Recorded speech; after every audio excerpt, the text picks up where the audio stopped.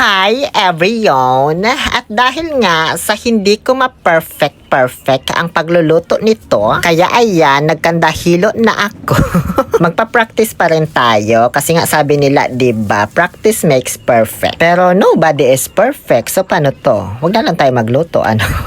All your perfect imperfections. O, diba? Nasa kanta pa pala. Actually, kamote halaya dapat yung gagawin ko. Bibili ako ng kamoteng violet, tapos lalagyan ko na lang ng ube flavor. Kaso, habang namamalengke ako dito sa San Carlos Public Market, Sabado ng umaga, natsempohan ko be, may nakita akong ube. At iisa lang ito sa lahat ng naikutang kong nagtitinda dito sa may palengke. So, ayun, binili ko na lang lahat. Kulang-kulang 4 na kilo din. 70 pesos per kilo benta sa akin. Di ko lang sure kung mahal ba or mura pagkakabili ko. Kaya first time ko man bumili ng ube. Bali, 240 pesos lahat binayaran ko. Kulang-kulang 4 na kilo. Paulit-ulit. Pagdating ko sa bahay, syempre, lalaga ko na agad-agad. Alangan ihawin ko ito. Tinapyas-tapyas ko lang yung part na parang pinaghiwaan niya ng karugtong niya ganun. Kasi siguro malaki talaga ito, tapos nabenta na yung kalahati, ganyan. Pagkatapos ay hinugasan ko na rin. Though malinis naman na ito, wala na masyadong lupa-lupa. Yung kuko ko na lang siguro yung medyo malupa. Inigor-igor ko lang yan na parang sirigor. And then nilagyan ko ng tubig para mapakuluan na. Dinamihan ko lang kasi feeling ko matagal ito pakuluan. Parang gusto ko nga sana gamitan ng pressure cooker, kaso hindi kasya itong ube.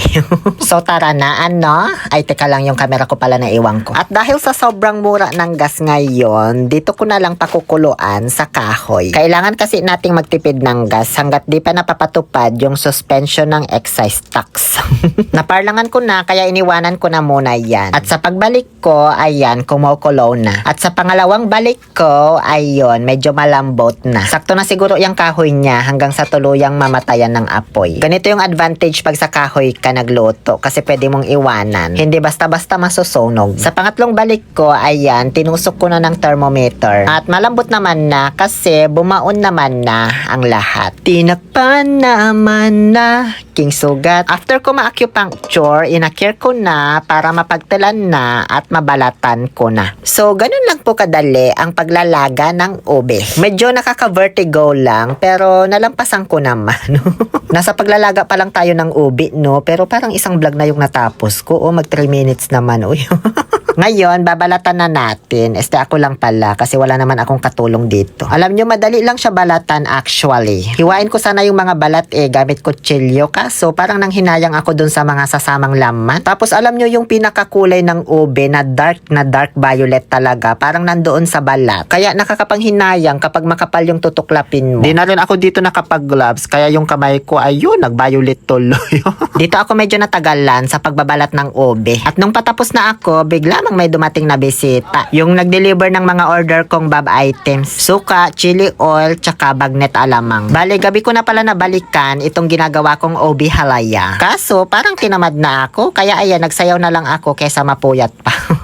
Kinabukasan, ayan, proceed na po tayo sa pangatlong step, ang pagdudurog sa nilagang OB. Gamit itong ating bagong Zoleli 4-in-1 blender. Mayroon ng food processor, may whisker ba tawag dyan? Basta yung pambati.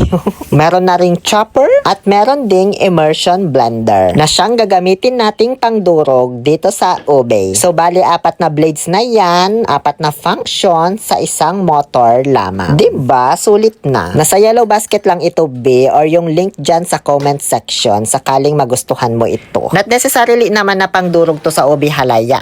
Ginamit ko lang tong immersion blender para ma-demo sa inyo. Pero mas bagay ito sa paggawa ng mayonnaise, ganyan. Or kung ano pang mga gusto mong i-blend. Malambot naman na yung pagkakalaga ko dito sa ube, kaya di ko na masyadong ginamitan ng blender. Minasa-masa ko na lang with my hands para mas madorog pa. Kaya ayan, nagmuka tuloy dough. Pero purong ube to wala akong hinalo dyan na harina, glutinous rice flour, o kung ano man. Which is pwede namang haluan, pero di ko na kailangan ng pampadami kasi ang dami naman na itong nabili ko. Nasa 4 na kilo na yan, diba? Ngayon, ikikiwal na po natin ito sa kawali para tuluyan na talagang maging OB halayay. Nasa 4 na kilo tong OB, ilang beses ko nang nasabi, kaya dapat mga 4 na pakete din ng kakanggata, 4 na lata ng evap, yung gagamitin dito, kaso kinuntihan ko lang. Kasi bukod sa namahalan na ako, Gusto ko rin kasi yung hindi masyadong magatas para hindi mabilis mapanis. Kasi bukod sa ilalagay ko ito sa mga tub, magtatabi din ako para sa halo-halo. Magpapahalo-halo na naman kasi ako for free dito sa bahay soon. So pinaghalo-halo ko na dyan yung 2 latang ebap, 3 paketeng kakanggata at asukal tansya lang. Di ganun karami kasi lalagyan ko din naman ng condensed mamaya. May nabili akong ube flavor na gagamitin ko sana sa kamote. Kaso nakabili ako ng ube pero nilagay ko na red para mas ma-enhance yung lasa. Optional naman ito. Inantay ko lang kumulo ng kumulo itong gata salvaje at evaporada. At nung kumukulo na, inilaglag ko na kasama yung lagayan ng ube halaya. Charot lang. Ano ba yan? Ang hirap ilaglag pala kapag ganito karami. Ano? Tumatalsik ba? O siya, lapit na lang kayo dito para mas makita nyo. Mukha lang yan maraming sabaw pero maa-absorb niya yan from time to time. Time to time. Unti-unti ang lalapot habang hinahalo ng hinahalo. Nang hinahalo, nang hinahalo, nang hinahalo, nang hinahalo, nang hinahalo. O, diba? Ayan, lumapot na. Nanggigigil ako sa inyo. Ngayon at medyo dry na, ilalagay naman na natin ang condensed milk. Tupay. Inilapit ko yung camera para mas makita nyo ng malapitan. Kaso, di ko man napindot yung video. Tapos ko nang maibuhos lahat nung napag-alaman ko man. Inanlawan ko na lang yung lata kasi sayang. So, okay na po ito. May isang sangkap na lang tayong ilalagay pero mamaya pa yon. Sa ngayon ay hinalo ko lamang po ito ng hinalo hanggang sa abutin ako ng hating gabi. Ayan diba? Madilim na sa labas. Ngayon, ang pinakahuling sangkap po na ilalagay ko ay ang butter. Unsalted ito. And then, haluin ng haluin ulit.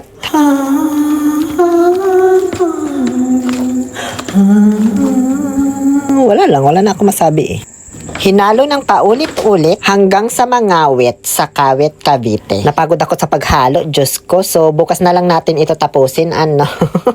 Kinabukasan, ayan pupungas-pungas pa ako dyan kasi literal nakakagising ko lang po talaga.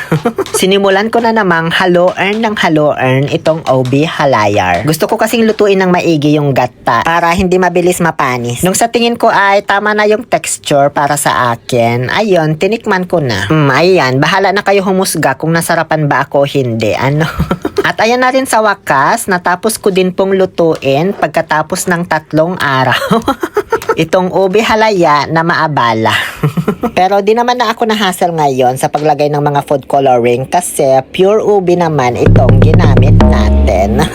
Kaya matingkad naman na talaga yung pagka-ube niya. At syempre, inuna ko munang magtabi dito sa container. Pansahog ko kasi to kapag nagpahalo-halo ako. Tapos, naglagay na ako sa mga tub. Wala akong makita nung mababaw lang, yung tig 500 ml ba yun? O tig 300 ml, basta yung mas mababaw pa dyan sa pinaglalagyan ko ngayon. Kaya ayun, siyam na tab lang po yung nalagyan ko. Mas madami sana akong malalagyan nito kapag yung mababaw lang na tab ang ginamit ko diba? Kaya ayun, kunti lang din tuloy yung nabigyan ko. Nilagyan ko pa pala yan ng toppings na cheese para umalat-alat at mabalance yung lasa. Yun lamang po. Ayoko na magsalita. Maraming salamat sa panonood. Please follow for more. Muli ito po ang inyong Lonely Pill Oliver Castro na nagsasabi niya, no to toxicity, let's make people happy.